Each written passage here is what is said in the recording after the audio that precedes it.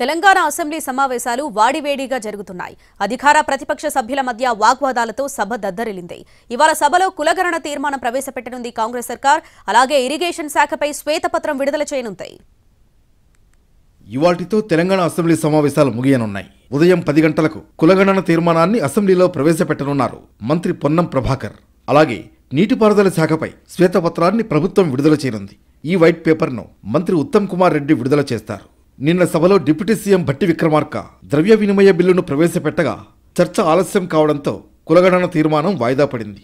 బడ్జెట్కు ఆమోదముద్ర వేసింది అసెంబ్లీ. చర్చ సందర్భంగా అధికార ప్రతిపక్ష పార్టీల మధ్య మాటల తూటాలు పేలాయి. ప్రభుత్వం 59,000 కోట్ల అప్పులు చేయడమేంటని ప్రశ్నించారు బీఆర్ఎస్ ఎమ్మెల్యే వేముల ప్రశాంత్ రెడ్డి. ఆయనకు ధీటుగా కౌంటర్ ఇచ్చారు మంత్రి భట్టి విక్రమార్క. గత ప్రభుత్వం ఖజానాను ఖాళీ చేసి వెళ్లిపోయిందంటూ మండిపడ్డారు. మొత్తానికి తెలంగాణ అసెంబ్లీ సమావేశాలు ఇవాల్టితో ముగియనున్నాయి. కులగణనతో పాటు పలు తీర్మానాలను సభ ఆమోదించనుంది.